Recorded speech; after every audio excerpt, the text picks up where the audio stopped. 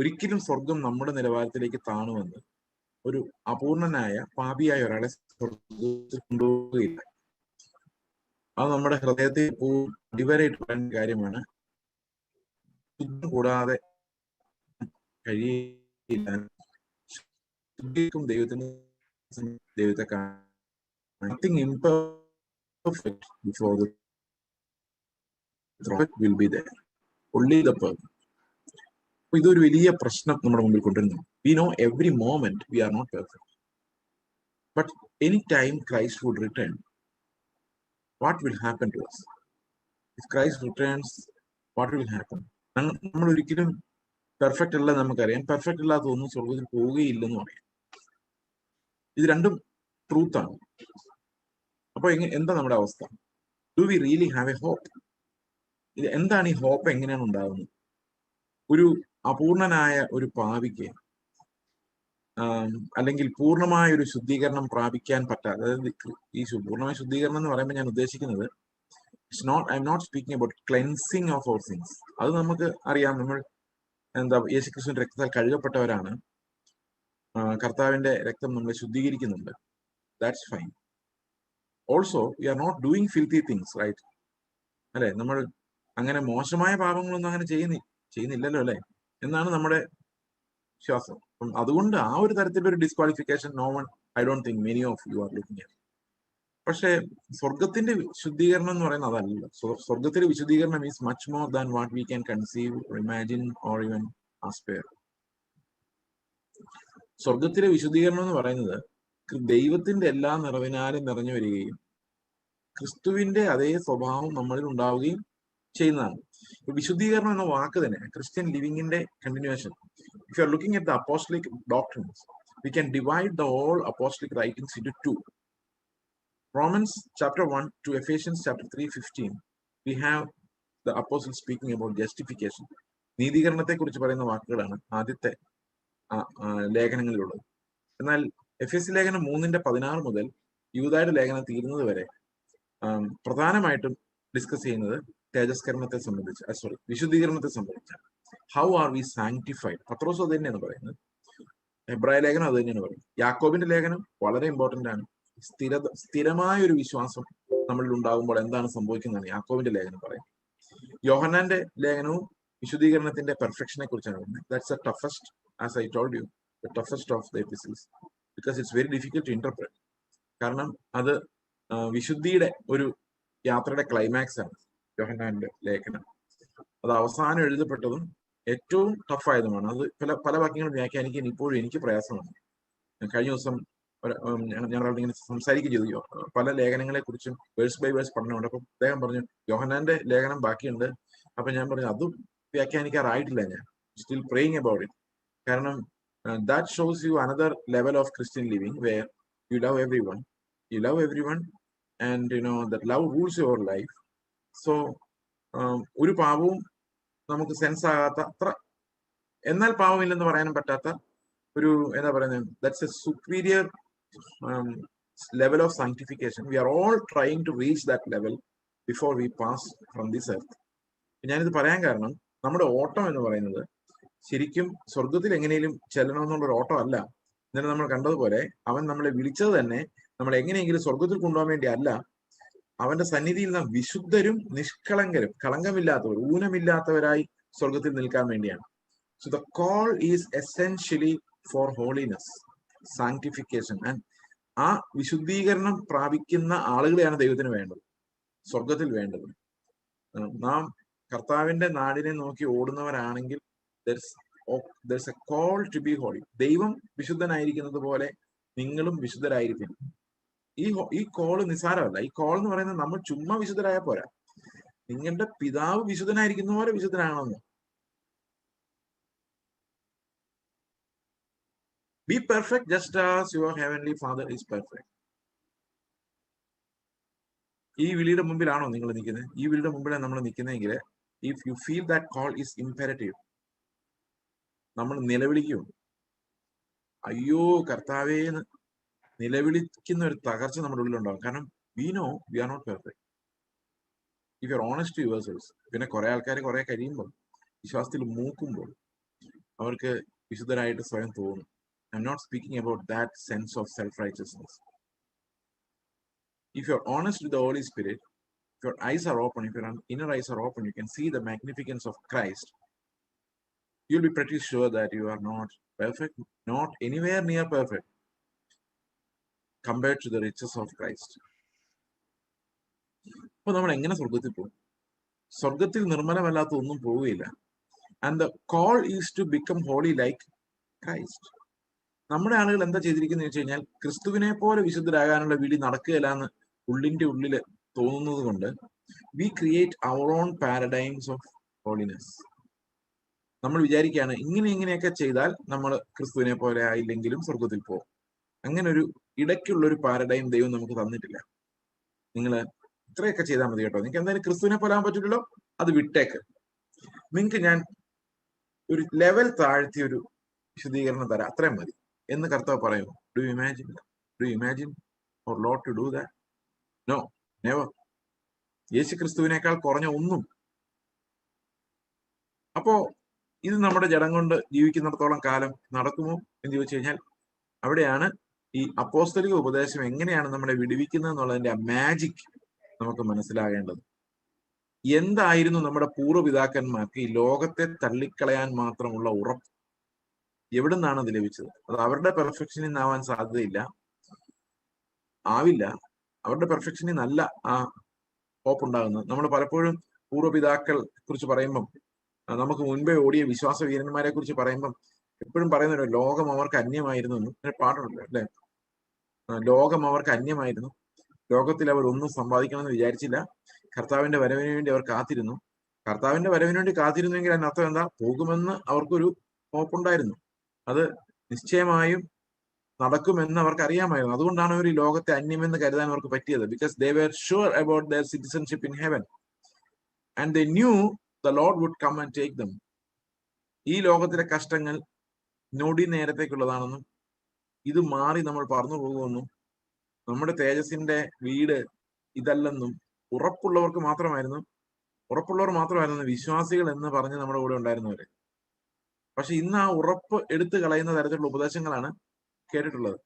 അപ്പോൾ ഹൈപ്പർ ഗ്രേസുകാർ വന്നിട്ട് സ്വർഗത്തെ നമ്മുടെ ലെവലിലേക്ക് ആക്കി വിശുദ്ധീകരണത്തെ എടുത്തു കളയുമ്പോൾ വേറെ ചില ആളുകൾ കൈകൊണ്ട് അധ്വാനിച്ച് വിശുദ്ധരാകുന്നതിനെ കുറിച്ചാണ് പറയുന്നത്. ഇത് രണ്ടുമല്ലായിരുന്നു നമ്മുടെ പൂർവ്വപിതാക്കൾക്ക് കർത്താവിന്മേലുള്ള ആശ്രയവും വിശ്വാസവും ഉറപ്പും. ആ ഉറപ്പ് വരുന്നത് ചില വാഗ്ദത്തങ്ങളിൽ നിന്നാണ്. വിശുദ്ധമല്ലാത്ത ഒന്നും സ്വർഗത്തിൽ പോവുകയില്ല എന്ന് ഉറപ്പാണ്.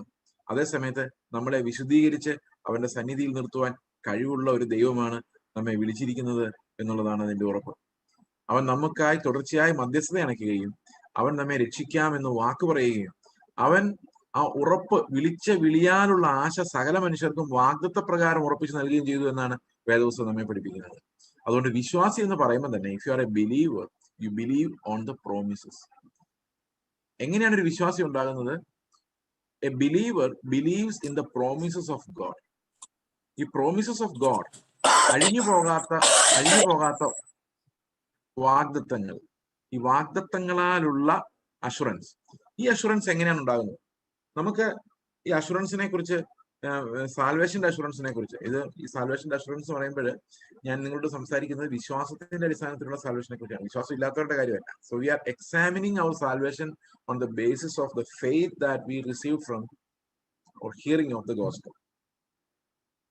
വിളിച്ച വിളിയാനുള്ള ആശ. ഞാൻ ഈ പ്രസംഗിക്കുന്നതിന് തന്നെ ഏറ്റവും വലിയ ഉദ്ദേശം, നിങ്ങൾ ഏത് സഭയിലുള്ളവരായാലും നിങ്ങളെ വിളിച്ച വിളിയാനുള്ള ആശ പൂർത്തീകരിക്കാൻ വേണ്ടിയുള്ള ഒരു ഓട്ടത്തിലേക്ക് നിങ്ങൾ പ്രവേശിക്കാൻ വേണ്ടിയാണ്. I have no other motive. അപ്പൊ ഈ പ്രസംഗം കഴിയുമ്പോൾ നിങ്ങൾ കുറച്ചു പേരെങ്കിലും ഞങ്ങൾ ഈ നാട്ടുകാരല്ലെന്നും ഞങ്ങൾ സ്വർഗത്തിലുള്ളവരാണെന്നും കർത്താവ് ഞങ്ങളെ വിളിച്ചിട്ടുണ്ടെന്നും ഞങ്ങൾ ആ വിളിക്ക് പോവുകയാണെന്നും നിങ്ങളുടെ ഹൃദയത്തിൽ തോന്നുന്നു. നാളെ സ്തോത്രം ചെയ്യുമ്പോൾ ഈ ഒരാഴ്ച ജീവൻ തന്നതിന് വേണ്ടി സ്തോത്രം ചെയ്യുന്നതിന് പകരം, കർത്താവെ ഞങ്ങളെ നിത്യമായ വാസസ്ഥലത്ത് നിന്നോടുകൂടെ ഇരുത്തിയിരിക്കുന്നതിനാൽ, നിന്റെ കൃപയാൽ ഞങ്ങളെ ക്രിസ്തുവിനോട് കൂടെ സ്വർഗത്തിൽ ഇരുത്തിയിരിക്കുന്നതിനാൽ സ്തോത്രം, ഞങ്ങൾക്ക് ഈ ലോകമല്ലാത്ത ഒരു ലോകം ഞങ്ങൾക്ക് വാഗ്ദത്തം തന്നിരിക്കുന്നതിനായിട്ട് സ്തോത്രം. അതിനോട് ഞെരങ്ങി മോഹിക്കാനുള്ള ഒരു ആത്മ ഞെരക്കം നിങ്ങളുടെ ഹൃദയത്തിൽ ഉണ്ടാകണമെന്നുള്ളതാണ് ശരിക്കും ഈ പ്രസംഗത്തിന്റെ ഉദ്ദേശം. എന്റെ വിളിയും അത് പറയാൻ വേണ്ടിയുള്ള വിളിയാണ്. So I keep on saying about this hope, that blessed hope. ഈ പ്രത്യാശയാൽ പരസ്പരം ഉറപ്പിക്കുവാൻ വേദപുസ്തകം നമ്മെ ആഹ്വാനം ചെയ്യുന്നുണ്ട്. ഓക്കെ, നമുക്ക് എങ്ങനെയാണ് ഈ പ്രത്യാശ ഉറപ്പിച്ചു തരുന്നത് എന്ന് നമുക്ക് നോക്കാം. ഒന്ന് രണ്ട് വാക്യങ്ങൾ എബ്രായ ലേഖനത്തിൽ നിന്ന് വായിച്ചിട്ട് we will return to our basics. എബ്രായ ലേഖനം 6-ാം അധ്യായത്തില് നമുക്കറിയാം, 6-ാം അധ്യായത്തിന്റെ ആദ്യ ഭാഗങ്ങളിൽ പരിജ്ഞാനത്തിലേക്കുള്ള ഓട്ടത്തിൽ നമ്മൾ തോറ്റാൽ എന്താണ് സംഭവിക്കുന്നതാണ് കാണിക്കുന്നത്. 2-ാം അധ്യായത്തിൽ പറയുന്നത്, 6-ാം അധ്യായത്തിന്റെ 1-ാം വാക്യം ഇങ്ങനെയാണ്: Therefore let us leave the elementary doctrine of Christ and go on to maturity, not laying again a foundation of repentance from dead works and of faith toward God. All these fundamental principles. ഇങ്ങനെയുള്ള അടിസ്ഥാന കാര്യങ്ങളിൽ വീണ്ടും വീണ്ടും ഊന്നാതെ എന്ത് ചെയ്യാനാണ് പറയുന്നത്? Go on to maturity. ഈ go on to maturity എന്ന് പറയുമ്പോൾ ഒരു മനുഷ്യൻ ഈ 5-ാം അധ്യായത്തിന്റെ എബ്രായ ലേഖനം 5-ാം അധ്യായത്തിന്റെ അവസാന ഭാഗത്ത് പറയുന്ന ഒരു പ്രോബ്ലം ഉണ്ട്. അത് നമ്മൾ അവിടെ നിന്ന് പറഞ്ഞ ഈ എബ്രായ ലേഖനം പഠിക്കുമ്പോൾ നമ്മൾ ശ്രദ്ധിക്കേണ്ട ഒരു കാര്യം, we need to begin from the beginning. നമ്മുടെ ഇടയിൽ നിന്നൊന്നും പഠിക്കാൻ പറ്റാത്ത ഒരു പുസ്തകമാണ് ഈ എബ്രായ ലേഖനം. കാരണം അത് ഒരൊറ്റ കണ്ടിന്യൂസ് തോട്ടാണ്, 1 മുതൽ അറ്റ്ലീസ്റ്റ് 12 വരെ. 11-ാമത്തെ അധ്യായത്തിൽ കുറച്ച് instructions we can learn that independently, not much of a problem. But 1 to 12 is a continuous thinking, continuous thought, a thought line. അതിലിടയ്ക്ക് നിങ്ങൾക്ക് കയറി അത് മനസ്സിലാക്കില്ല. എനിക്ക് വർഷങ്ങളായിട്ട് മനസ്സിലാകുന്നില്ലായിരുന്നു ഈ റോമാലേഖനം, എബ്രായ ലേഖനം. So when you follow that line of thought, apostles തുടങ്ങി വെച്ച ആ ലൈൻ, തിങ്കിങ് ലൈൻ നമുക്ക് പിടികിട്ടുമ്പോഴാണ് എബ്രായ ലേഖനം എന്താണെന്ന് നമുക്ക് മനസ്സിലാകും. അപ്പോൾ 5-ാം അധ്യായത്തിൽ നിന്നെങ്കിലും നമുക്ക് ആരംഭിക്കാം. 5-ാം അധ്യായത്തിന്റെ 11th വേഴ്സ് ഇങ്ങനെയാണ്: about this we have much to say and it is hard to explain since you have become dull of hearing. അപ്പൊ മെച്യൂരിറ്റി ഇല്ലാത്തതുകൊണ്ട്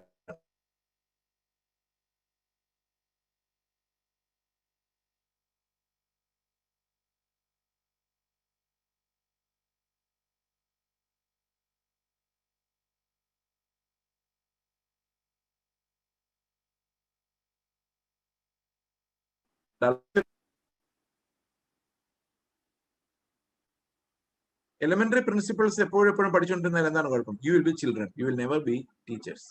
എത്ര വർഷം കഴിഞ്ഞാലും നിങ്ങൾ കേൾക്കുന്നവരായിരിക്കും. ഒരിക്കലും വേറൊരാൾക്ക് എന്തെങ്കിലും പറഞ്ഞു കൊടുക്കാൻ നിങ്ങൾ കഴിവുണ്ടാവുകയില്ല. നിങ്ങൾക്കൊരു ഉപദേശം പറയണമെങ്കിൽ you need to have one basic quality. എന്താണെന്നറിയാം? ഈ അടിസ്ഥാനങ്ങൾ വീണ്ടും വീണ്ടും ഇടേണ്ടി വരരുത്. അടിസ്ഥാനങ്ങൾ വീണ്ടും വീണ്ടും എന്റെ ജീവിതത്തിൽ ഇടേണ്ടി വരികയാണെങ്കിൽ, എലമെന്ററി ടീച്ചിങ് വീണ്ടും വീണ്ടും എനിക്ക് വേണ്ടി വരികയാണെങ്കിൽ, that means you are not qualified to be a teacher of the law, teacher of the gospel, teacher of the church.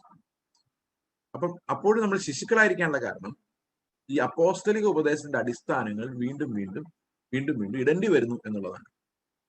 അപ്പോസ്തലന്മാരുടെ ആ അടിസ്ഥാനം ഇട്ട ശേഷം ആത്മാവിന്റെ വെളിച്ചത്തിൽ നടക്കാൻ തുടങ്ങുന്നവർക്കാണ്,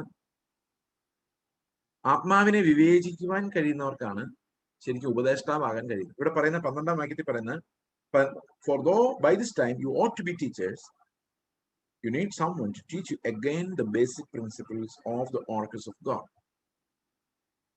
For basic principles വീണ്ടും വീണ്ടും പഠിക്കുമ്പോൾ you are not a teacher, you are just a learner, and a very bad learner at that, because even after many years you are still in the 10th class. You refuse to go to the 11th because you are not good in the basics. അപ്പൊ അപ്പോസ്തലിക ഉപദേശം പഠിപ്പിക്കുന്നു. ഞങ്ങളുടെ കൂട്ടായ്മയില്, ചർച്ചില്, എറണാകുളത്തെ ചർച്ചില് ഞങ്ങൾ insist ചെയ്തൊരു കാര്യമാണ് proper training of our believers. Proper training of our believers in the doctrine, in the interpretation of the scripture, foundations of Christian faith. അതുകൊണ്ട് എന്താ സംഭവിക്കുന്നത്? ഉപദേഷ്ടാക്കന്മാരുണ്ടാവും. വേറൊരു സ്ഥലത്ത് പോയി ഒരു സുവിശേഷം വേറെ ആരംഭിക്കണമെങ്കിൽ, ഒരു മിഷണറിയെ പറഞ്ഞു വിടണമെങ്കിൽ, അല്ലെങ്കിൽ ഒരാളെ കൗൺസിൽ ചെയ്യണമെങ്കിൽ, വേദപുസ്തകത്തിന്റെ അടിസ്ഥാനത്തിൽ ഒരാളെ കൗൺസിൽ ചെയ്യണമെങ്കിൽ, ദുരുപദേശം പറയാതെ കൗൺസിൽ ചെയ്യണമെങ്കിൽ, അവരുടെ പ്രത്യാശ ഉറപ്പിച്ചു കൊടുക്കുന്ന രീതിയിൽ കൗൺസിൽ ചെയ്യണമെങ്കിൽ, we need to be well versed in the doctrines. അപ്പോസ്തലിക ഉപദേശം എന്താണെന്ന് ഓരോ വിശ്വാസിയും പഠിക്കണം. ബൈബിൾ കോളേജിൽ പോകുന്നവർ മാത്രമല്ല പഠിക്കണം. അങ്ങനെ ഉറച്ചാൽ മാത്രമേ നമുക്ക് ഈ കർത്താവിന്റെ ശബ്ദം അത് ആത്മാവിൻ്റെതാണോ ഈ കേൾക്കുന്നത് എന്ന് വിവേചിക്കാൻ നമുക്ക് കഴിയൂ. ആ ഡിസൈൻമെന്റ് ഇല്ലാത്തതുകൊണ്ടാണ് ഇനി ഇത്രയും ദുരുപദേശകര് ഇതിനകത്ത് വന്ന് കയറുന്നത്. ഇനിയിപ്പോ ഫേസ്ബുക്കിലൊക്കെയാണ് വചനപഠനം നടക്കുന്നത്. It's not fair, not good. അതിന്റെ കാരണം ഈ പറയുന്ന ആൾക്കാരൊന്നും അപ്പോസ്തലിക ഉപദേശത്തിലും ക്വാളിഫൈഡ് അല്ല, ബൈബിൾ കോളേജിൽ നിന്നും ക്വാളിഫൈഡ് അല്ല. They get some ideas, they create a video, and put into Facebook. You watch it and say, oh, what a good thought. You are also a child, he is also a child. Something and you follow him. അങ്ങനെ ഫേസ്ബുക്കിൽ followers ഉണ്ടാകുന്നു, ministry ഉണ്ടാകുന്നു. ഇതെന്താ സംഭവിക്കുന്നത്? ഈ അടിസ്ഥാനങ്ങൾ എന്താണെന്ന് പഠിക്കാതെയാണ്. നല്ല 5 പ്രസംഗം ഉണ്ടായാൽ ഈ ബിക്കംസ് എ സൂപ്പർ ഹിറ്റ്. അങ്ങനെ ഊടുപാടെ പ്രഭാഷകന്മാരുടെ ബഹളമാണ് നമ്മുടെ ചുറ്റും കാണുന്നത്.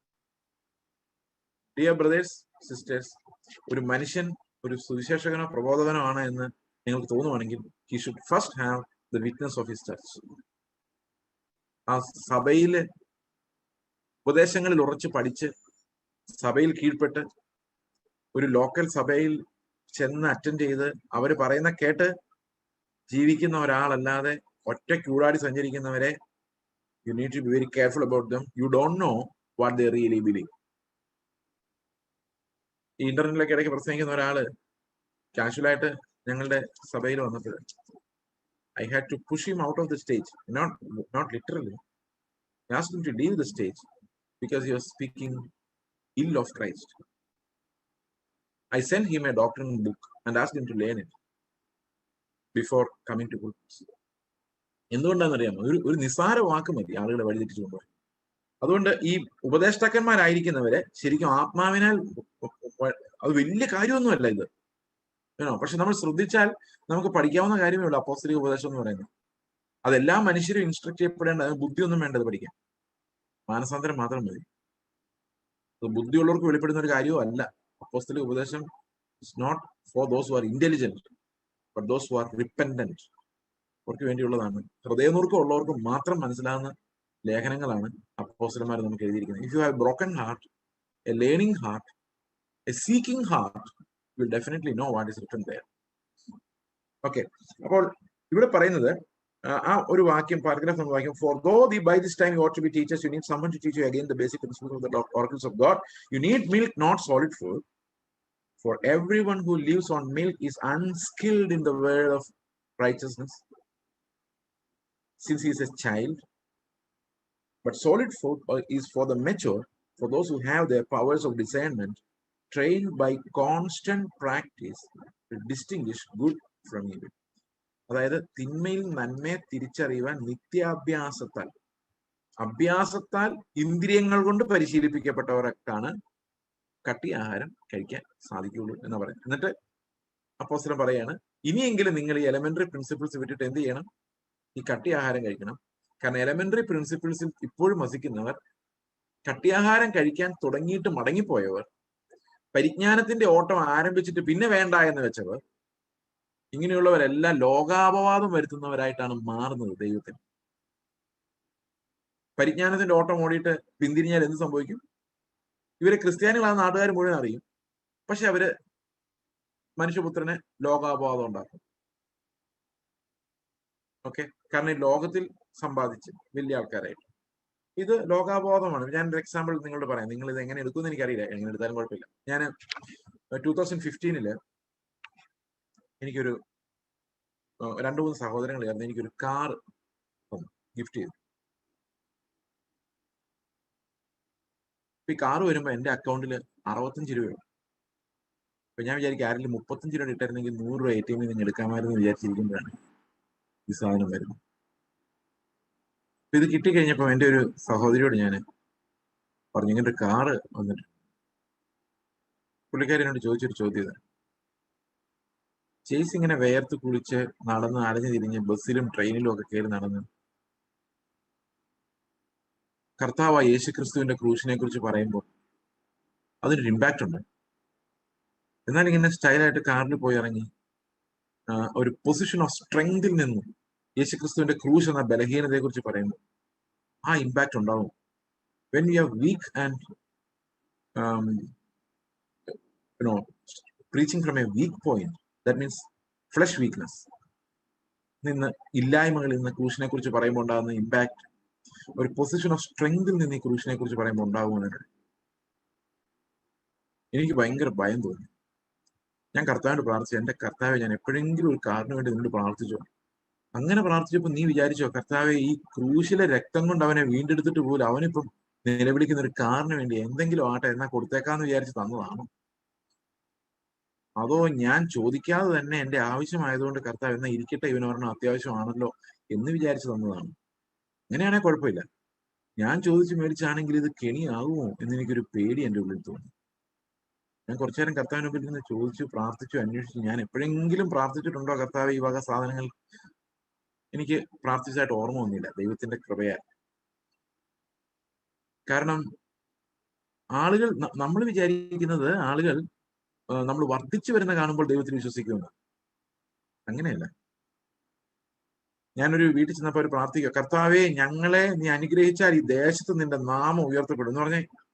ദരിദ്രവാസികളായ ഞങ്ങളെ നീ ഉയർത്തി മാമോനെ കൊണ്ട് വന്ന് അനുഗ്രഹിച്ചാൽ ഞങ്ങളെ നീ വലിയ മാമോനെ തരുന്ന ആളാന്ന് ലോകത്തിൽ എല്ലാവർക്കും മനസ്സിലാവും.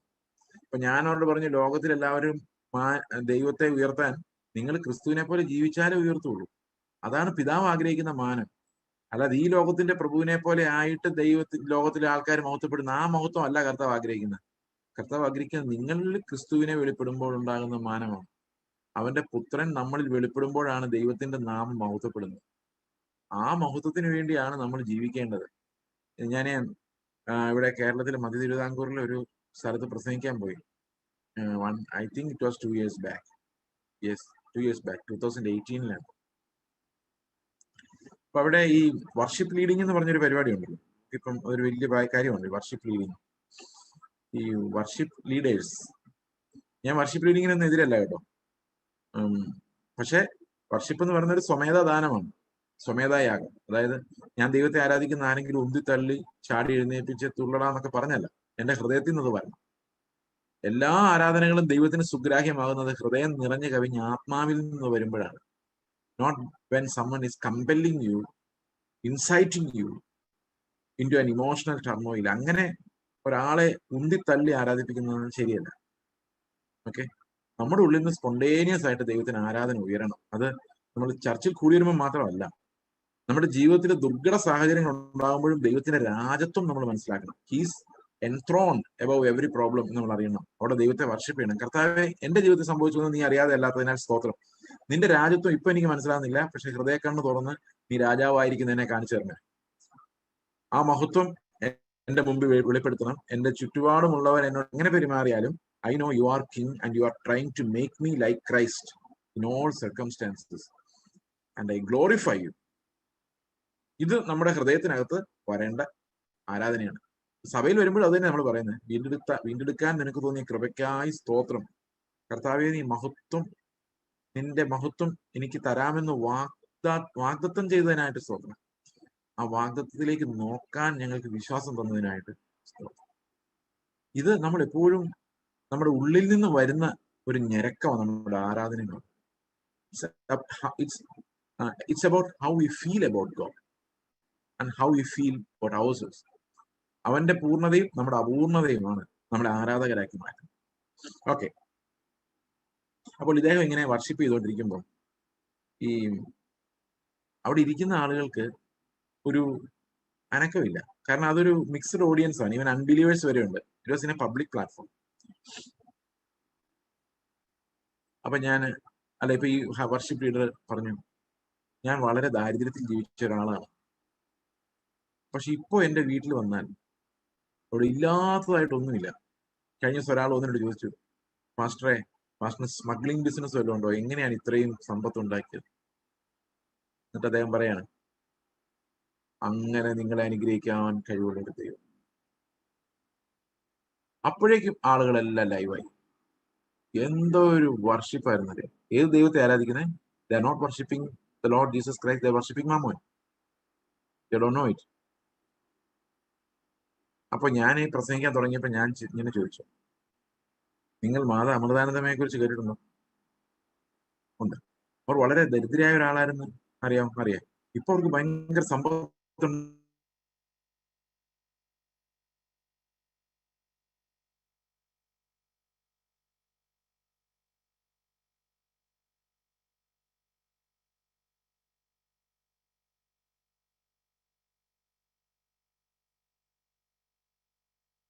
അറിയാം.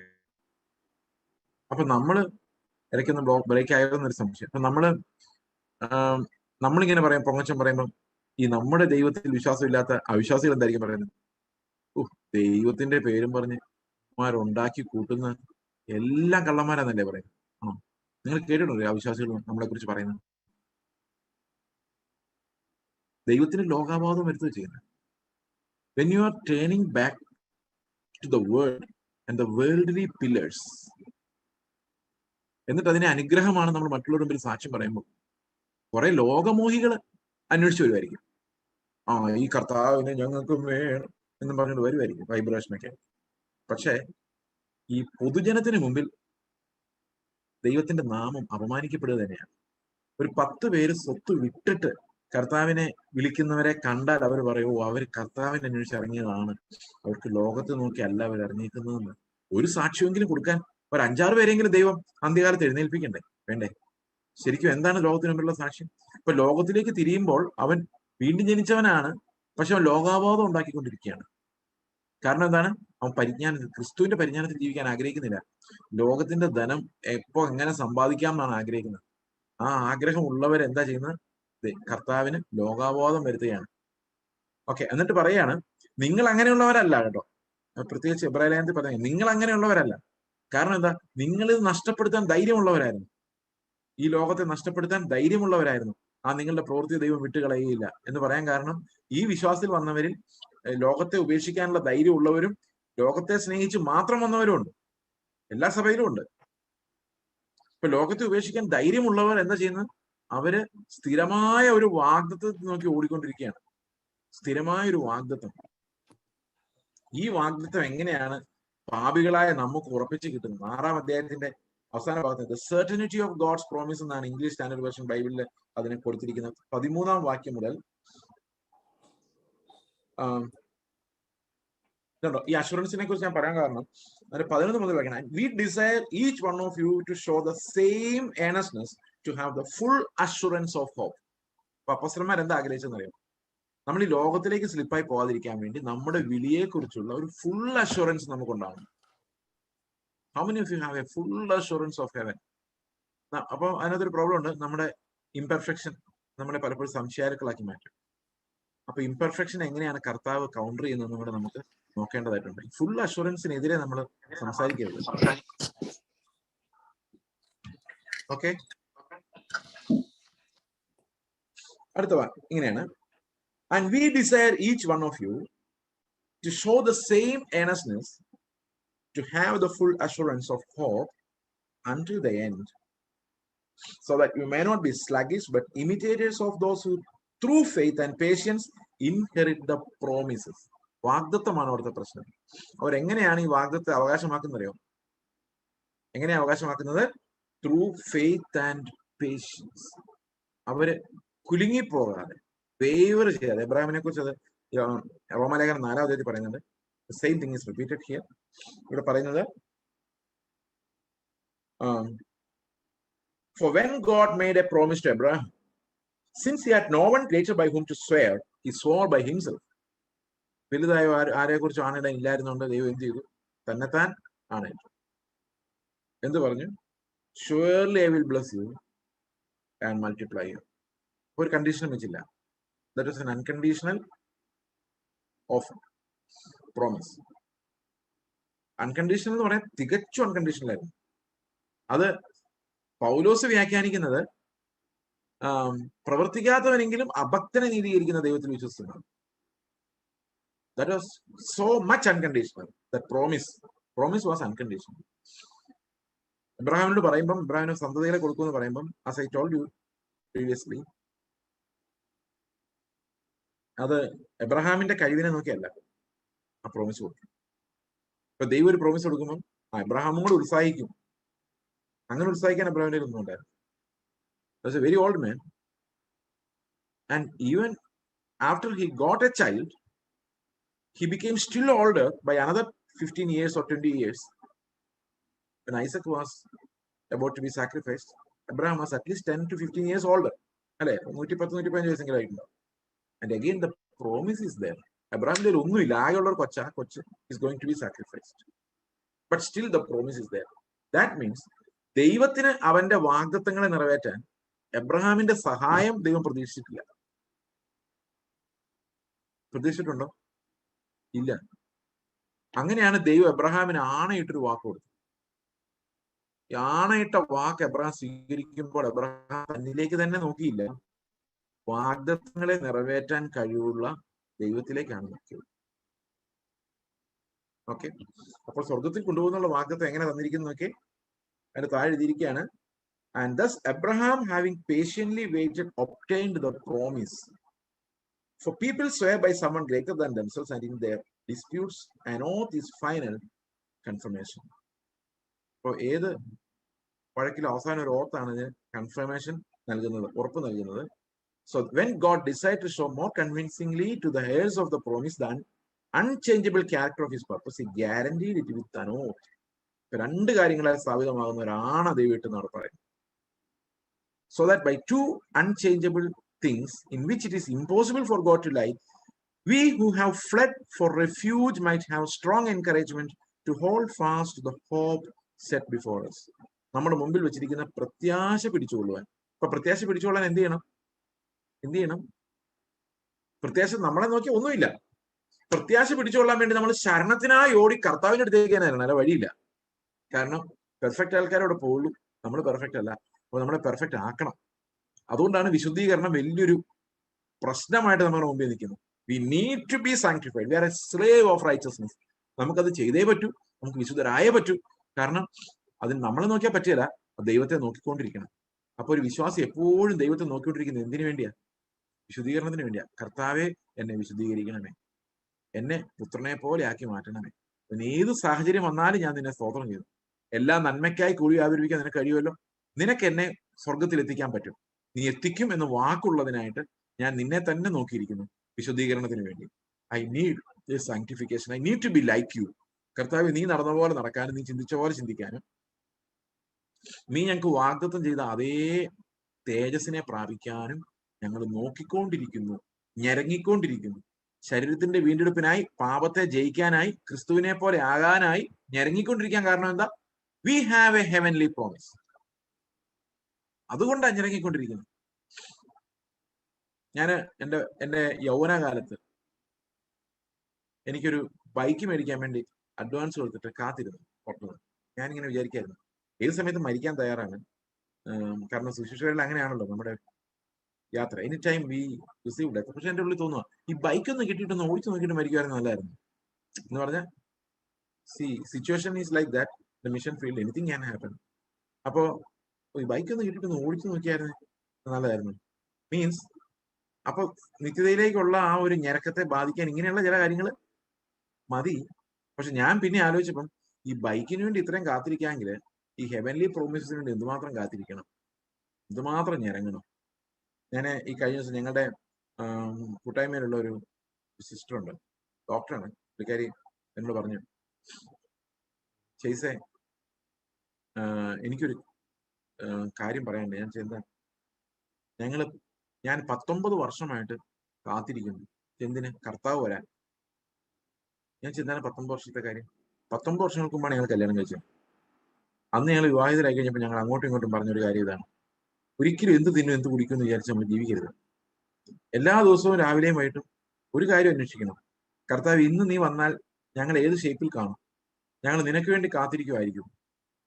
എല്ലാ ദിവസവും കാത്തിരിക്കണം. എല്ലാ ദിവസവും ഇന്ന് കർത്താവ് വരുമെന്ന് വിചാരിച്ച് ജീവിക്കണം. Each day. അങ്ങനെ 19 വർഷം ഞങ്ങൾ അങ്ങനെ നോക്കിക്കൊണ്ടിരുന്നു. എന്നിട്ട് എന്നോട് പറയാ, ഇപ്പൊ എനിക്ക് പേടിയാവുന്നു, നമ്മുടെ ജീവിതകാലത്ത് എങ്ങാനും കർത്താവ് വരാതിരിക്കുവോ? എന്നിട്ട് പറയാ, ചിലപ്പോ നമ്മുടെ പിള്ളേരുടെ കാലത്തൊക്കെ ആയിരിക്കും അല്ലേ കർത്താവ് വരുള്ളൂ. ഞാൻ സത്യം പറഞ്ഞാൽ ഞെട്ടിപ്പോയി. കാരണം ലൈഫിൽ അത് കാണാനുണ്ട്. The very sanctified people, Christian. പക്ഷെ ലൈഫിൽ അത് കാണാനുണ്ട്. അപ്പൊ ഞാന് കുറെ വർഷങ്ങൾക്ക് ശേഷമാണ് ഇങ്ങനെ ഞരങ്ങുന്ന ഒരാളെ കാണുന്നത്. കർത്താവിനോട് ഇങ്ങനെ കാത്തിരുന്ന് മടുക്കുന്ന അവസ്ഥയിൽ. മടുക്കില്ല, കാരണം ക്രിസ്ത്യൻ ജീവിതത്തിന്റെ excitement is something else. Never get tired of it. കാരണം അത്രയും ഒക്കെ ആത്മാവിന്റെ ആനന്ദം നമുക്ക് ദൈവം തരുന്നുണ്ട് ഈ ലോകത്ത്. മടുക്കില്ല, പക്ഷെ ദാറ്റ് ഗ്രോണിങ്, അത് ഇന്ന് നമ്മുടെ തലമുറയിലോ നമ്മുടെ കൂട്ടത്തിലോ നമ്മുടെ പ്രസംഗങ്ങളിലോ നമ്മുടെ അനുദിന ജീവിത സന്ധാരണ മാർഗങ്ങളിലോ ഒന്നും കാണാത്ത ഒരു ഞരക്കം. ഒരു കാലത്ത് ഇത് ഒരാൾക്കായിരുന്നില്ല, സഭ മുഴുവൻ കർത്താവിന് വേണ്ടി കാത്തിരുന്ന ഒരു കാലം ഉണ്ടായിരുന്നു. Not very fast, not very much in the past. അപ്പൊ ആ ഒരു പ്രത്യാശ ഇന്ന് എടുത്തു മാറ്റപ്പെട്ടിരിക്കുന്നുണ്ട്. ഇവിടെ കർത്താവ് നൽകുന്ന വാഗ്ദത്വം എന്ന് പറയുന്നത് ആണയാൽ സ്ഥാപിക്കപ്പെട്ട് പറയാണ്, ഞാൻ നിങ്ങളെ രക്ഷിക്കാമെന്നൊരു വാക്കങ്ങ് തരിക. അപ്പൊ ആ രക്ഷിക്കണമെങ്കിൽ നമ്മളെ ഈ ഷേപ്പിൽ സ്വർഗത്തിൽ കൊണ്ടുപോകാൻ പറ്റില്ല. അപ്പൊ തീർച്ചയായിട്ടും എന്ത് നടന്നേ പറ്റുള്ളൂ? വിശുദ്ധീകരണം നടന്നേ പറ്റുള്ളൂ. അത് എന്റെ ഉള്ളൊരു ഞരക്കമായി സ്വർഗം വന്നു കഴിയുമ്പോൾ, തേജസ് വന്നു കഴിയുമ്പോൾ എന്റെ ജീവിതത്തിലെ ശ്വാസം വരെ വിശുദ്ധീകരണത്തിനായിട്ട് ദാഹിക്കും. കാരണം I know that's my place. അപ്പൊ ഹോപ്പ് എടുത്തു കളഞ്ഞാലോ നമുക്കറിയാൻ മേലെ എന്ത് സംഭവിക്കുന്നത്. അപ്പൊ ഉള്ള ജീവിതം സുഖമായിട്ട് ജീവിക്കാൻ ചിന്തിക്കും. എന്നാൽ സ്വർഗത്തിലെ പൗരത്വത്തെ കുറിച്ച് നമുക്കൊരു അഷുറൻസ് കിട്ടിയാൽ ഇവിടെയുള്ളത് വലിച്ചെറിയാൻ നമുക്കൊരു പ്രയാസവും തോന്നുകയില്ല. ഇവിടെ ഇല്ലെങ്കിലും വിഷമം തോന്നില്ല. കാരണം we have a place secure which no one can take away. I don't know whether this is giving you any hope. My hope is you will get that hope by what I am saying. The Holy Spirit will give you that hope. Okay. അപ്പോൾ ആണയാൽ സ്ഥാപിക്കപ്പെട്ട ഈ വചനത്തിനകത്ത് ഒരു പ്രത്യേകതയുണ്ട്. അത് മൽക്കീസദേക്കിന്റെ ക്രമപ്രകാരം എന്നേക്കും തിരശ്ശീലയ്ക്ക് അപ്പുറത്തേക്ക് കടന്ന ഒരാളുടെ വാക്കാണ്. ഇപ്പൊ ഇവിടുത്തെ അച്ഛന്മാരുടെ വാക്ക് അങ്ങനെ അല്ലായിരുന്നു, അല്ലെ? ഞാൻ ഓർത്തഡോക്സുകാരനായിരുന്നു. അപ്പൊ ഓർത്തഡോക്സുകാരുടെ അച്ഛന്മാരും വാക്ക് പറയാറുണ്ട് ചില കാര്യങ്ങൾ, പക്ഷെ നടക്കാറില്ല. അത് പഴയ നിയമ പുരോഹിതന്മാരും വാക്ക് പറയാൻ നടക്കാറില്ല. അതിന്റെ കാരണം ഈ കുർബാന എടുക്കുമ്പം അതുവരെയുള്ള പാപങ്ങൾ ക്ഷമിക്കപ്പെട്ടെന്നാണ് ഞങ്ങൾ വിശ്വസിച്ചുകൊണ്ടിരുന്നത്. മരിക്കാൻ നേരത്തെ ഒരു കുർബാനയുണ്ട്, ക്രിസ്മ. അതെടുത്തു കഴിഞ്ഞാൽ പിന്നെ അതുവരെയുള്ള പാപങ്ങൾ തീർന്നു എന്ന് വിചാരിച്ചു. ഉദാഹരണത്തിന് ഞാൻ മരിക്കാൻ കിടക്കുകയാണ്, 99 വയസ്സായിക്കോട്ടെ, അതിനു മുമ്പൊക്കെ മരിക്കുകയും, ഞാൻ എക്സാമ്പിൾ പറഞ്ഞു. 99 വയസ്സിൽ ഞാൻ ഇങ്ങനെ കിടക്കുകയാണ് ഊർജ്ജശ്വാസം വലിച്ച്. ആകെ ജീവനോടുള്ളത് ഈ അകത്തെ സാധനമാണ്. അത് ശരിക്കും മാനസാന്തരപ്പെട്ടൊന്നുമല്ല. അപ്പോ അച്ഛൻ വന്ന് ഉപ്രൂഷ്മ തന്നു. ഞാൻ കർത്താവേ ക്ഷമിക്കണേ, ഞാൻ അങ്ങോട്ട് വരുന്നേ എന്നൊക്കെ പറഞ്ഞ് എടുത്തു. പക്ഷെ എടുത്തു കഴിഞ്ഞപ്പോ ഒരു പ്രോബ്ലം ഉണ്ട്. ഈ അച്ഛൻ പോകുന്നതിന് മുമ്പ് എന്റെ മനസ്സിലെ ചിന്ത, ഈ കത്തനാർ എത്ര രൂപയും കൊണ്ട് പോകുന്നു? കാരണം ഈ പൈസ പോകുന്നതിനകത്ത് ഭയങ്കര മനോവേദനയുള്ള ആളാ ഞാനെന്ന് വിചാരിച്ചു. അപ്പൊ അത് പാപമായല്ലോ. ഈ ഉപ്രൂഷ്മ എടുത്തിട്ടും പാപം ചെയ്തു. അപ്പൊ നരകത്തിൽ പോകാൻ അത് മതി. ഒരു പാപം മതിയല്ലോ നരകത്തിൽ പോകാൻ, ഒരു പാപം മതി. ഉപ്രൂഷ്മ എടുത്ത് വരെ വെറുതെ ആയിപ്പോയി. അപ്പൊ ഇത്രയും നാളും ചെയ്ത് മുഴുവൻ വെറുതെ ആയി, അല്ലെ? ഇത്രയും നാളും കുർബാന കൂടിയതും നടന്നതും പള്ളിയിൽ പോയതും എല്ലാം വെറുതെ ആയല്ലോ. ചില പെന്തക്കോസുകാർ ഇങ്ങനെ വിശ്വസിക്കുന്നുണ്ട്, അതെ കർത്താവ് വരുമ്പോൾ നമ്മൾ ആരുടെയും കുറ്റം പറഞ്ഞുകൊണ്ടിരിക്കുകയാണെങ്കിൽ, അല്ലെങ്കിൽ ആരെ കുറിച്ച് സംസാരിക്കുകയാണെങ്കിൽ കർത്താവ് പോകുമ്പോൾ പോവോ എന്ന് പറഞ്ഞാൽ അർത്ഥം അതുവരെ വ്യഭിചാരം ചെയ്ത്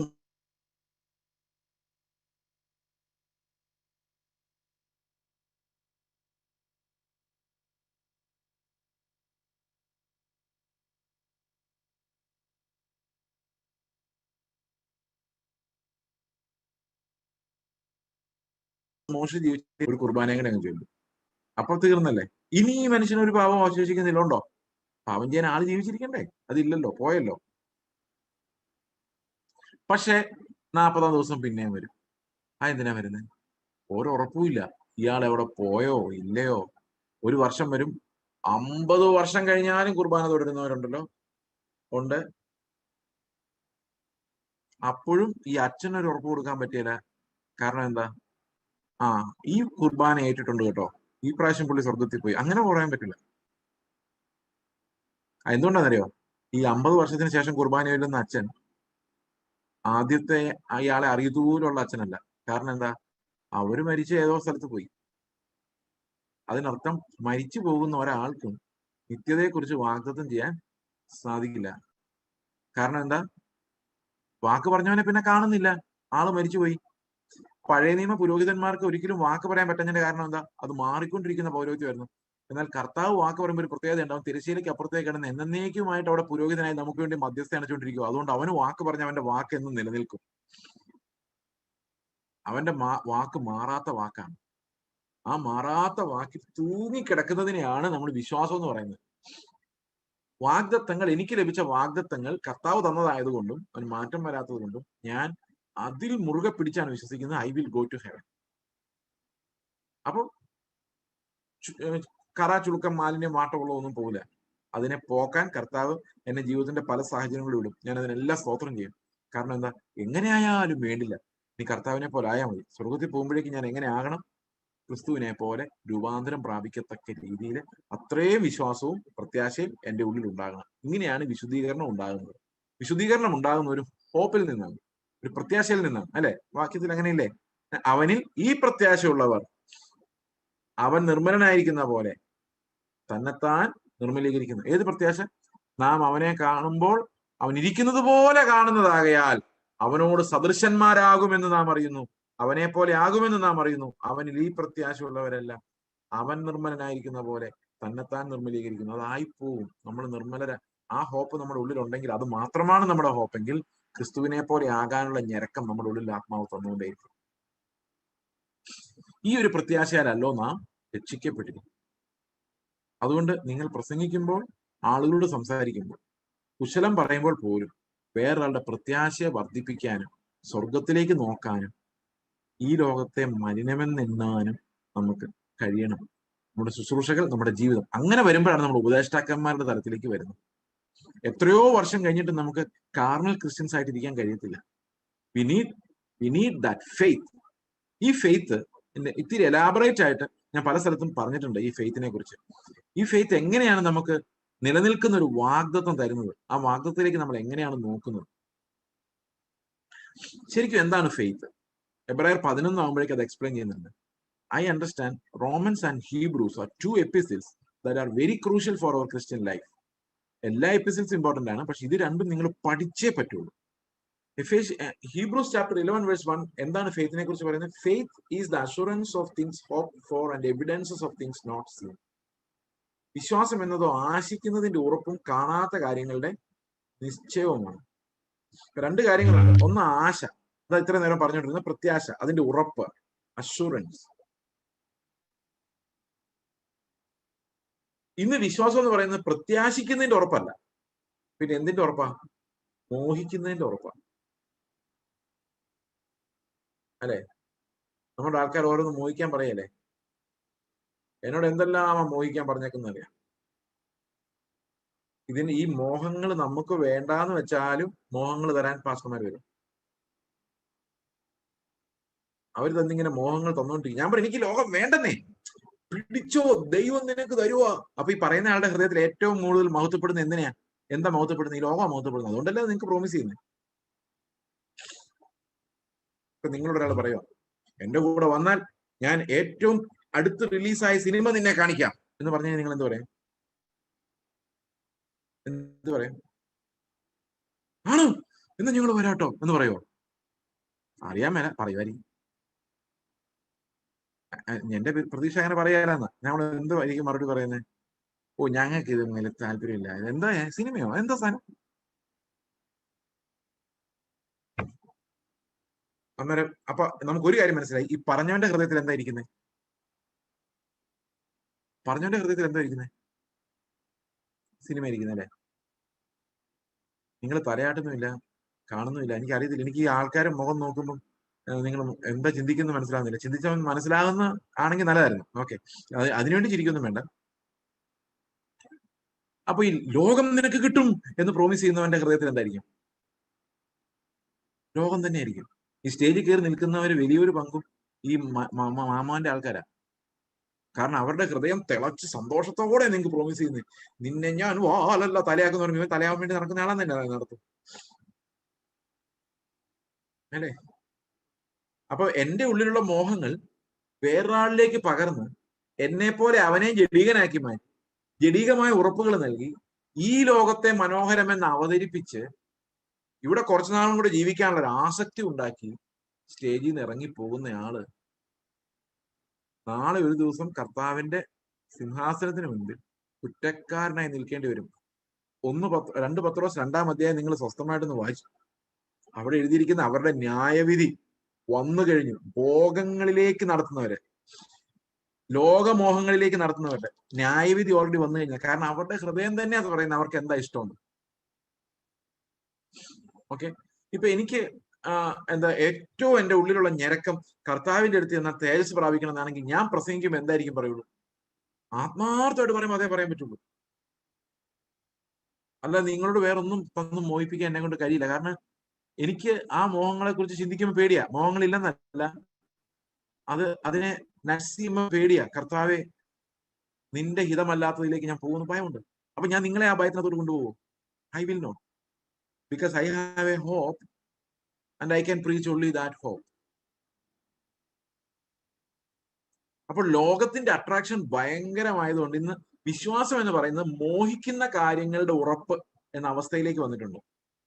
അവർ മോഹിക്കാൻ എൻകറേജ് ചെയ്യുന്നു. ഏറ്റെടുത്ത് പ്രാർത്ഥിക്കും ബ്രദറെ, ദൈവം തരും ബ്രദറെ. ഇത് വിശ്വാസമല്ല കേട്ടോ. ഇതല്ല രക്ഷാകരമായ വിശ്വാസം. ഇത് അതിമോഹം. ഞാൻ ഇപ്പോഴും ഓർക്കുന്നുണ്ട്, ഒരു പാസ്റ്ററോട് ഒരാൾ പ്രാർത്ഥിക്കാൻ പറഞ്ഞു വീടിന് വേണ്ടി. പാസ്റ്റർ ഉടനെ ചോദിച്ചു, എത്ര മുറിയുള്ള വീടാണ്? പുള്ളി പറഞ്ഞു, ഒരു ബെഡ്റൂം, ഒരു ലിവിംഗ് റൂം, ഒരു കിച്ചൺ, ഏറ്റവും കുറഞ്ഞ അത്രയും മതി. പാസ്റ്റർ ഒട്ടും ഇഷ്ടപ്പെട്ടില്ല. പാസ്റ്റർ പറഞ്ഞു, നിങ്ങൾക്ക് വിശ്വാസം പോരാ,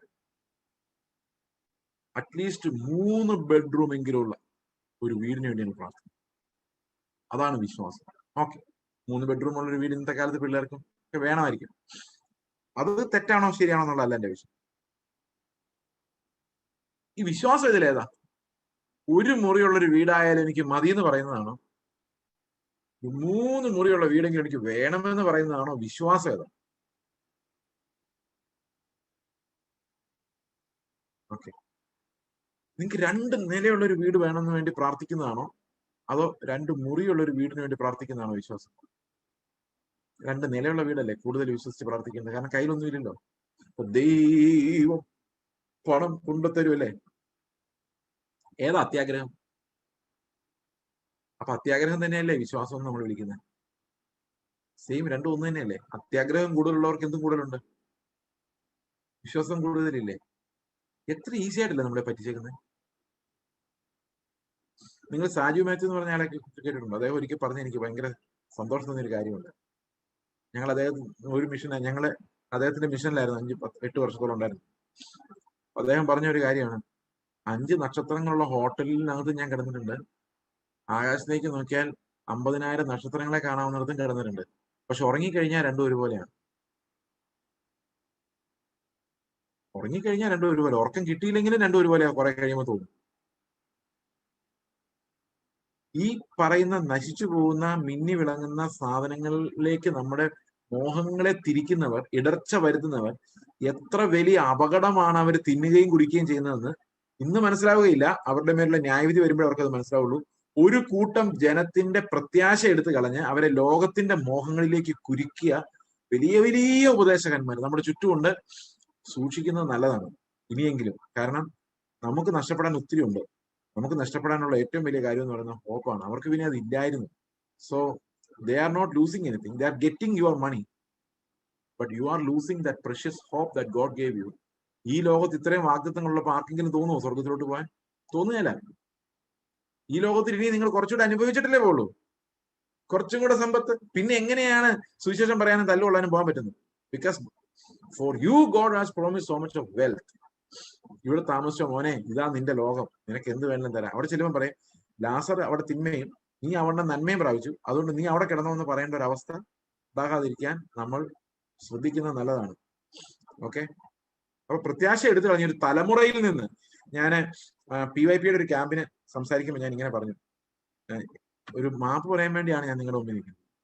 ഞങ്ങളുടെ വലിയ പിതാക്കന്മാർ, പൂർവ്വപിതാക്കന്മാർ ഞങ്ങളോട് പറഞ്ഞു, ഈ ലോകം നമുക്ക് യോഗ്യമല്ല, നമുക്ക് നിത്യമായ ഒരു കനാൻ നാട് സ്വർഗത്തിലുണ്ട്, സിയോനിലേക്ക് നമ്മൾ പോകുന്നത് എന്നൊക്കെ പറഞ്ഞു. പക്ഷെ ഞങ്ങൾ നിങ്ങളോട് പറഞ്ഞെന്നറിയോ, അമേരിക്ക എന്ന് പറഞ്ഞൊരു നാടുണ്ട്, അവിടെ നല്ലപോലെ പഠിച്ച് സ്കോളർഷിപ്പ് ഒക്കെ വാങ്ങിച്ച് അങ്ങനെയുള്ള വിദേശ രാജ്യങ്ങളിൽ പോയി വല്ലതും സമ്പാദിക്കണം, അതാണ് നമ്മുടെ സ്വർഗം എന്നാണ് ഞങ്ങൾ നിങ്ങളെ പഠിപ്പിച്ചത്. പക്ഷെ നിങ്ങൾ നിങ്ങളുടെ മക്കൾക്ക് പറഞ്ഞു കൊടുക്കുമ്പോഴെങ്കിലും ഇതൊന്നും അല്ല ലോകമെന്നും ഇതിനപ്പുറത്ത് ഒരു സ്വർഗമുണ്ടെന്നും നിങ്ങൾക്ക് പറഞ്ഞു കൊടുക്കാൻ പറ്റണം. ഞങ്ങൾ നിങ്ങളോട് ചെയ്ത കൊലച്ചതി നിങ്ങൾ നിങ്ങളുടെ മക്കളോട് ചെയ്യരുത് എന്നാണ് ഞാൻ പറഞ്ഞത്. കാരണം showing you something that will go away, wither away, that something that will be thrown into hell fire, അതിനെക്കുറിച്ച് മോഹിക്കാൻ പ്രേരിപ്പിക്കുന്ന ഉപദേശങ്ങൾ നമ്മുടെ പ്രത്യാശ എടുത്തു കളഞ്ഞ് മോഹങ്ങൾക്ക് അഷുറൻസ് ഉണ്ടാക്കാൻ വേണ്ടി. ഓക്കെ, അതൊരു കാര്യം. ഇനി രണ്ടാമത്തെ കാര്യം, ഫെയ്ത്തിന്റെ രണ്ടാമത്തെ കാര്യം, കാണാത്ത കാര്യങ്ങളുടെ നിശ്ചയം. ഇതും കൺഫ്യൂസ്ഡ് ആണ്. കാണാത്ത കാര്യങ്ങളല്ല, നമ്മൾ ഇന്ന് ഇല്ലാത്ത കാര്യങ്ങളാണ് പിടിച്ചു മേടിക്കാൻ നോക്കുന്നത്, കാണാത്ത കാര്യമല്ല. അപ്പൊ ഇന്നത്തെ ഫെയ്ത്ത് എന്ന് പറയുന്നത് മോഹിക്കുന്നതിന്റെ ഉറപ്പും ഇല്ലാത്ത കാര്യങ്ങളുടെ നിശ്ചയമാണ്. മോഹിക്കുന്നതിന്റെ ഉറപ്പും ഇല്ലാത്ത കാര്യങ്ങളുടെ നിശ്ചയവും. എന്താ ഇല്ലാത്ത കാര്യം? എനിക്ക് പൈസ ഇല്ല, വരും ബ്രദറെ. ഇല്ലാത്ത കാര്യം. ഉള്ള കാര്യമാണോ? അല്ല, ഇല്ലാത്ത കാര്യം. ഉള്ള കാര്യം എന്താ? കാണാത്ത കാര്യം എന്താ? ഉണ്ട് പക്ഷെ കാണുന്നില്ല. എന്താ? കർത്താവ് നമ്മുടെ മധ്യത്തിലുണ്ട്, കാണുന്നില്ല. ഇല്ലാത്ത കാര്യമല്ല, ഉള്ള കാര്യമാണ്, കാണുന്നില്ല. വിശ്വാസം എന്ന് പറയുന്നത് ഇല്ലാത്ത കാര്യം ഉണ്ടാക്കുന്നതാണോ, കാണാത്ത കാര്യം കാണുന്നതാണോ? കാണാത്ത കാര്യം കാണുന്നത്. കാണാത്ത കാര്യങ്ങളുടെ നിശ്ചയമല്ലേ? അത് ഇല്ലാത്ത കാര്യമാണോ? അല്ല. അപ്പൊ ഈ കാണാത്ത കാര്യം എന്ന് പറയുന്നത് എന്താ? ബൈബിളിൽ പറയുന്ന കാണാത്ത കാര്യം എന്ന് പറഞ്ഞാൽ എന്താ? അത് കാണുന്നത് താൽക്കാലികം, കാണാത്തത്. കാണാത്ത കാര്യങ്ങളുടെ നിശ്ചയം, എവിഡൻസ് എന്ന് പറഞ്ഞാൽ എന്താണ്? നിത്യമായ കാര്യങ്ങളുടെ എവിഡൻസ്. നിങ്ങളുടെ ഉള്ളിൽ നിത്യമായ കാര്യങ്ങളുടെ എവിഡൻസ് ഉണ്ടോ? നിങ്ങൾ വിശ്വാസിയാണ്. ക്രിസ്തുവിനെ പോലെ ആകാനുള്ള ഞരക്കമുണ്ടോ? നിങ്ങൾ വിശ്വാസിയാണ്. ഈ നിത്യമായ കാര്യങ്ങൾ, എനിക്കുള്ള വാഗ്ദത്തങ്ങൾ, അതിന്റെ എവിഡൻസ്. ആ എവിഡൻസ് എങ്ങനെയാ കിട്ടുന്നത്? How do you get evidences that you have the promise? തെളിവുണ്ടോ നിങ്ങൾക്ക് സ്വർഗത്തിൽ പോകാൻ പറ്റുമെന്ന്? തെളിവുണ്ട്. ഞാൻ തെളിവ് തരാൻ വേണ്ടിയും കൂടെയാണ് ഇന്ന് വന്നത്. പ്രത്യാശയ്ക്ക് ഒരു ഗ്യാരണ്ടി ഉണ്ട്. It's not an empty faith thrown at you. എങ്ങനെയാണ് നമുക്ക് ആ വാഗ്ദത്തം ലഭിക്കുന്നത്? എന്താണ് ഫെയ്ത്ത്? കാണാത്ത കാര്യങ്ങൾ, നിത്യമായ കാര്യങ്ങൾ, എറ്റേണൽ തിങ്സ്. അപ്പൊ കാണാത്ത കാര്യങ്ങളിൽ ഒരു പ്രധാനപ്പെട്ട കാര്യമാണ്, ഏറ്റവും പ്രധാനപ്പെട്ട കാര്യമാണ്, നമ്മൾ ആദ്യം പറഞ്ഞ പോലെ നമ്മളെ വിശുദ്ധിക്കായി കർത്താവ് വിളിച്ച് നമ്മെ ക്രിസ്തുവിലാക്കി എന്നുള്ളത്. അവന്റെ സന്നിധിയിൽ നാം വിശുദ്ധരും നിഷ്കളങ്കരുമാകുന്നതിന് അവൻ ലോകസ്ഥാപനത്തിന് മുൻപേ നമ്മെ ക്രിസ്തുവിൽ തെരഞ്ഞെടുത്തു. I was elected in Christ before the foundation of the world. അത് ശരിക്കും സമയം തുടങ്ങുന്നതിന് മുമ്പ് ഇറ്റേണലാണ് ഡിസിഷൻ. അപ്പൊ ചേസിനെ രക്ഷിച്ചേക്കാം എന്നുള്ള ദൈവത്തിന്റെ decision was an eternal decision. Election was an eternal thing. അത് ഞാൻ കണ്ടിട്ടില്ല. ക്രിസ്തുവിലായിരുന്നു ഞാൻ കണ്ടിട്ടില്ല. ഞാൻ ജനിച്ചത് അടുത്ത കാലത്താണ്, വർഷം പറയുന്നില്ല, എന്നാലും അധികം വർഷമായിട്ടില്ല. ഒരു 100 വർഷത്തിൽ താഴെ ആയിട്ടുള്ള എന്തായാലും, അല്ലെ? പക്ഷെ ലോകസ്ഥാപനത്തിന് മുമ്പേ ദൈവത്തിന്റെ ഹൃദയത്തിൽ ഞാനുണ്ട്. എന്നെ അവൻ അറിയാം. അമ്മയുടെ ഗർഭപാത്രത്തിൽ ഉരുവാകുന്നതിന് മുമ്പ്, ഭൂമിക്കും ആകാശം അടിസ്ഥാനപ്പെടുന്നതിന് മുമ്പ് ക്രിസ്തു യേശുവിൽ എന്നെ ദൈവം കണ്ടിരുന്നു. കണ്ടിരുന്നു. നിങ്ങളെ കണ്ടിരുന്നു. കണ്ടിരുന്നു. എവിടെ? ക്രിസ്തുവിൽ. തെരഞ്ഞെടുപ്പ് എവിടെയാണ്? ക്രിസ്തുവിലാണ്. നമ്മളല്ല അല്ലെങ്കിൽ ആദമിലായി മരിച്ചേനെ. ആദമിലായി നമ്മൾ ഇല്ലാതെ പോകാതിരിക്കാൻ വേണ്ടി ക്രിസ്തുവിൽ നമ്മെ തെരഞ്ഞെടുത്ത് നിത്യതയിലേക്ക്. അല്ലെങ്കിൽ നമ്മൾ ആദമിലുള്ളവർക്കുണ്ടാകുന്ന ശിക്ഷയിൽ തീർന്നു പോയത്. അങ്ങനെ ആദമിനുണ്ടാകുന്ന ശിക്ഷയിൽ തീർന്നു പോകാതിരിക്കാൻ കർത്താവ് നമ്മളെ നിത്യതയിൽ ക്രിസ്തുവിൽ തെരഞ്ഞെടുത്തു. അപ്പൊ ക്രിസ്തുവിൽ എന്ന് പറഞ്ഞു കഴിഞ്ഞാൽ അർത്ഥം എന്താണ്? ക്രിസ്തുവിൽ, ഇൻ ക്രൈസ്റ്റ്, ക്രിസ്തുവുക്കുൾ എന്നാണ് തമിഴിൽ പറയുന്നത്. ക്രിസ്തുവിന്റെ ഉള്ളിൽ, ക്രിസ്തുവുക്കുൾ. പക്ഷെ നമ്മളുണ്ടായിട്ടില്ല. ദൈവത്തിന്റെ തെരഞ്ഞെടുപ്പാണ്.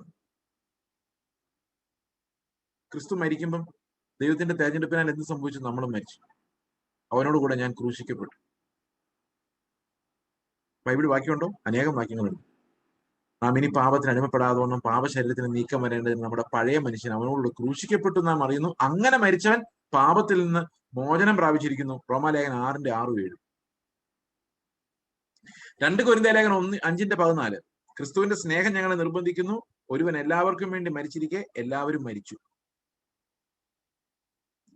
കൊളോസ്യർ 2:20. ആകയാൽ നാം ലോകത്തിന്റെ ആദ്യ പാഠങ്ങൾ സംബന്ധിച്ച്, ക്രിസ്തുവിൽ നാം ലോകത്തിന്റെ ആദ്യ പാഠങ്ങൾ സംബന്ധിച്ച് മരിച്ചു. റോമാലേഖനം 7:4. നാം അവന്റെ ശരീരം മുഖാന്തരം ന്യായപ്രമാണ സംബന്ധമായി മരിച്ചു. കൊളോസ്യർ 3:2. നാം മരിച്ചു, നമ്മുടെ ജീവൻ ക്രിസ്തുവിൽ മറഞ്ഞിരിക്കുന്നു. മരിച്ചോ? യേശു ക്രിസ്തു കാൽവരി ക്രൂശിൽ മരിച്ചപ്പോൾ നടുവിലത്തെ ക്രൂശിൽ ഞാനും മരിച്ചു. കണ്ടില്ല, ആരും കണ്ടില്ല, കാണാത്ത കാര്യമായിരുന്നു. കണ്ടത് അപ്പുറത്തും ഇപ്പുറത്തും ഓരോ കള്ളന്മാർ മരിക്കുന്നതാണ്. പക്ഷെ ഈ നടുക്കത്തെ ക്രൂശിൽ ലക്ഷക്കണക്കിന് കള്ളന്മാർ, എന്നെ പോലുള്ള കള്ളന്മാർ മരിച്ചത് ആരും കണ്ടില്ല. കാണാത്ത കാര്യം. വിശ്വാസം ഉണ്ടോ മരിച്ചു? മരിച്ചാൽ പിന്നെ ജീവിക്കുന്ന ഞാനല്ല, ക്രിസ്തു അത്രേ. ആ മരണത്തിന്റെ കൂട്ടായ്മയാണ് ശരിക്കുള്ള വിശുദ്ധീകരണം എന്ന് പറയുന്നത്. I die every moment. I confess that death. കർത്താവെ, ഞാൻ മരിച്ചു, ഇനി ഞാനാണ്. ഒരുത്തന്നെ തെറി പറയുക, ഞാൻ മരിച്ചല്ലോ, മരിച്ചെടുക്കുന്നതിന് തെറി പറഞ്ഞതിന് കുഴപ്പമുണ്ടോ? ഒരു കുഴപ്പമില്ല. ഒരാൾ എന്നെ കുറിച്ച് അപവാദം പറയുക, പറയട്ടെ, ഞാൻ മരിച്ചു പോയല്ലോ. മരിച്ചുപോയതിനെ കുറിച്ച് അപവാദം പറഞ്ഞാൽ മരിച്ചുപോയി എഴുന്നേറ്റ് ഒന്ന് വഴക്കുണ്ടാക്കും. ഇന്നേ വരെ ആരും അവനെ വഴക്കുണ്ടാക്കി.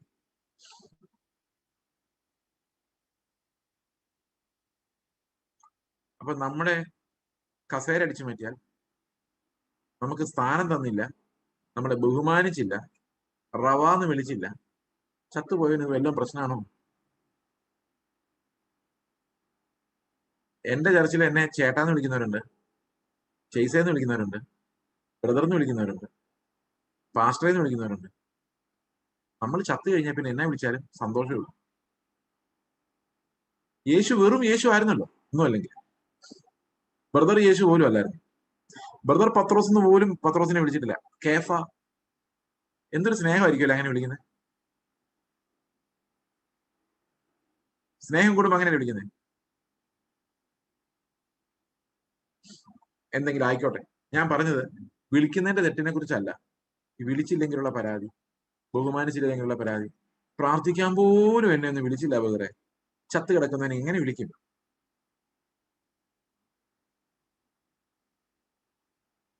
നമ്മുടെ ഈ പരാതികൾ മുഴുവൻ നമ്മൾ ക്രിസ്തുവിന്റെ കൂടെയുള്ള മരണത്തിൽ പങ്കാളിയാവാത്തത്. പൗലോസ് പറയുന്നത് അനുദിനമുള്ള മരണത്തിന്റെ പങ്കാളിത്തമാണ് എന്നെ വിശദീകരിക്കുന്നത്. ജീവിക്കുന്നത് ഞാനല്ല, ക്രിസ്തു അത്രേ. അവന്റെ മരണത്തിൽ പങ്കാളിയാവാൻ വേണ്ടി സ്നാനപ്പെടുന്നു. പാർട്ട്ണർഷിപ്പ് എന്നേ പങ്കാളിത്തം എന്ന് പറഞ്ഞ അർത്ഥം. അവന്റെ മരണത്തിൽ പങ്കാളിയാവാൻ സ്നാനപ്പെട്ടു മലയാളത്തിൽ എഴുതിയിരിക്കുന്നുണ്ടല്ലോ, ഭയങ്കരമാണ്. ഞാനത് ആലോചിച്ചപ്പം ഇങ്ങനെ, ഞാൻ സ്നാനപ്പെടാൻ നേരത്തെ കർത്താവിനോട് പറയാം, കർത്താവ് നീ മരിച്ചപ്പോ ഞാനും മരിച്ചല്ലേ, അപ്പൊ എന്നെ കൂടെ ആ മരണത്തിനകത്തൊന്ന് ഇൻക്ലൂഡ് ചെയ്ത് എന്റെ പാർട്ട്ണർഷിപ്പ് എനിക്ക് ഇങ്ങനെ തരാമെങ്കിൽ എനിക്ക് കുറച്ച് വിശുദ്ധ ജീവിതം നയിക്കായിരുന്നു. എന്റെ ഈ പഴയ ജഡം കൊണ്ട് ഒരു രക്ഷയില്ല കർത്താവ് എന്ന് പറയണം. അതിനുവേണ്ടി സ്നാനപ്പെടുന്നത്. ഞാൻ അവന്റെ മരണത്തിന്റെ ഒരു ഷെയർ വാങ്ങിക്കുക. അപ്പൊ കർത്താവ് പറഞ്ഞൊരു കാര്യം ചെയ്യും, ക്രൂശുമായിട്ട് വാ, ഞാൻ നിനക്ക് ഷെയർ തന്നേക്കാം. അപ്പൊ ഈ കർത്താവിന്റെ മരണത്തിൽ പങ്കാളിത്തം ലഭിക്കണമെങ്കിൽ നമ്മൾ എന്തുമായിട്ട് ചെല്ലണം? ക്രൂശുമായിട്ട് ചെല്ലണം. ഈ പ്രസംഗം കേൾക്കുമ്പോൾ നിങ്ങൾ, ഓ യേശു മരിച്ചപ്പോ ഞാനും മരിച്ചല്ലേ, ഞാൻ ഇന്ന് മരിക്കാൻ പോവുകയാണെന്ന് വൈബ്രേഷൻ പറഞ്ഞിട്ടൊന്നും മരിക്കല്ല. സെറ്റി കിടന്ന് അങ്ങനെ കാലും നീട്ടിയിരുന്ന് ആർക്കും മരിക്കാൻ പറ്റില്ല. ഈ തീരുമാനം എടുത്ത് മരിക്കാൻ പറ്റത്തില്ല. ക്രൂശ് തന്നെ വേണം. ക്രൂശ് ഇല്ലാതെ യേശുക്രിസ്തുവിന്റെ പങ്കാളിത്തം, മരണത്തിന്റെ പങ്കാളിത്തം നമുക്ക് ലഭിക്കില്ല. നിങ്ങളുടെ ജീവിതത്തിൽ ക്രൂശ് എന്തെന്ന് ആലോചിച്ച് നിങ്ങൾ എപ്പോഴും കുറ്റം പറയുന്ന ഒരാൾ നിങ്ങളുടെ ജീവിതത്തിലുണ്ടോ? വഴക്കുണ്ടാക്കുന്ന ഒരാൾ, അത് നിങ്ങളുടെ ക്രൂശ്. അവിടെ മരിക്കണ്ടേ. അവിടെ മരിക്കാനാണ് ഏറ്റവും വേദന. നിങ്ങളുടെ ഒരു സാഹചര്യത്തെ എക്സാമിൻ ചെയ്ത് നോക്കി, ഭയങ്കര കഷ്ടപ്പാടുള്ള ക്രൂശ് നിങ്ങളുടെ ജീവിതത്തിൽ എവിടെയെങ്കിലും ഒരു ക്രൂശ് ഇല്ലാത്ത ആരുമില്ല. ഇത് മക്കളുടെ കാര്യമായിരിക്കും, അല്ല അപ്പന്റെ കാര്യമായിരിക്കും, അല്ല അമ്മയുടെ കാര്യം, ഭാര്യയുടെ കാര്യമായിരിക്കും, അല്ലെങ്കിൽ രോഗമായിരിക്കും, അല്ലെങ്കിൽ എന്തെങ്കിലും ഒരു ധനപ്രോബ്ലം ആയിരിക്കും. എന്തെങ്കിലും ഒരു ക്രൂശ് അവിടെ മരിക്കും. ആ ക്രൂശിൽ മരിക്കണം. എന്നിട്ട് പറഞ്ഞ, കർത്താവെ ഞാൻ തീർന്നു, നീ എന്താന്ന് വെച്ചാൽ ചെയ്തു. അപ്പൊ എനിക്ക് ക്ഷമിക്കാൻ പറ്റുമോ? ക്ഷമിക്കാൻ പറ്റും. ഞാനല്ലല്ലോ, ക്രിസ്തു അല്ലേ ജീവിതം. അപ്പൊ അവന്റെ മരണത്തിൽ പങ്കാളിയാവണമെങ്കിൽ ഒരു പ്രോമിസ് ഉണ്ട്, പുനരുത്ഥാനത്തിൽ. അപ്പൊ നമുക്ക് പകരം ആരും ജീവിക്കും? ഈ but by my substitute. I'm not sanctified by my sinful flesh. That does not change. That's crucified and given to death. പിന്നെ ഞാൻ എങ്ങനെ വിശദീകരിക്കപ്പെടുന്ന അറിയോ? പുതിയ ജീവന് ക്രിസ്തു എന്നിൽ വസിക്കുന്നതിന്. വിശ്വാസത്താൽ ക്രിസ്തു എന്റെ ഹൃദയങ്ങളിൽ വസിക്കുമ്പോൾ he becomes my substitute. ഞാൻ നിങ്ങളോട് ഇന്ന് സംസാരിക്കുമ്പോൾ ഞാൻ മരിച്ചാൽ ക്രിസ്തു നിങ്ങളോട് സംസാരിക്കും.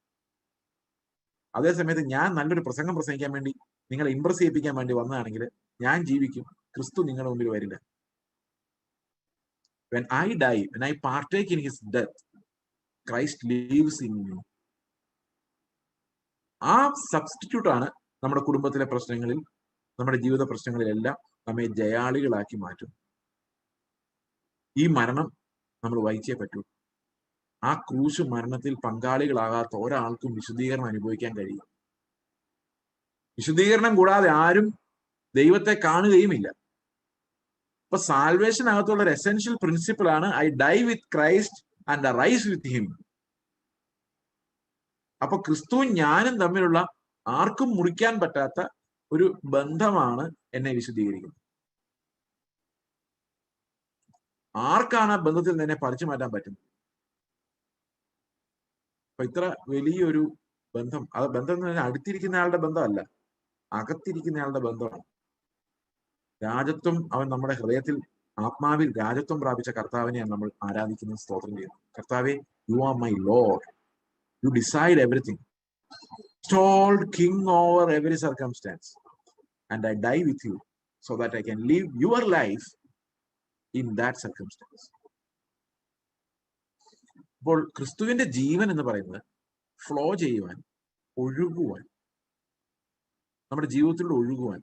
How is that possible? We will see tomorrow and in the coming 2 days. അവന്റെ ജീവൻ നമ്മളിലൂടെ വ്യാപിച്ച് ജീവജല നദികൾ ഒഴുകുക. നമ്മൾ അവൻ ആഗ്രഹിക്കുന്ന വിശുദ്ധി, നാം അവന്റെ വിശുദ്ധി പ്രാപിക്കേണ്ടതിന്. എബ്രായർ 12:10 പറഞ്ഞു. ഞാൻ പറഞ്ഞില്ലേ, എബ്രായ ലേഖനം പത്രോസൊക്കെ നമ്മൾ പറയുന്ന വിശുദ്ധീകരണം പ്രാപിക്കാനാണ് പറയുന്നത്. പരിജ്ഞാനത്തിന്റെ ഓട്ടം ഓട്, ക്രിസ്തു ഓടുമായിരുന്ന ഓട്ടം ഓട്, ക്രിസ്തു സംസാരിക്കുമായിരുന്ന വാക്കുകളിലേക്ക് രക്ഷപ്പെടുക. നിങ്ങൾ പറയുമായിരുന്ന ചീത്ത വാക്കുകളിൽ നിന്ന് ക്രിസ്തു പറയുമായിരുന്ന കൃപയുടെ വാക്കുകളിലേക്ക് ഓട്, രക്ഷപ്പെടുക. നിങ്ങളുടെ ചിന്തകൾ ഇന്ന് ലോകത്തിലെ മലിനമായ ചിന്തകളിൽ നിന്ന് കർത്താവ് ചിന്തിക്കുമായിരുന്ന ചിന്തകളിലേക്ക് രക്ഷപ്പെടുക.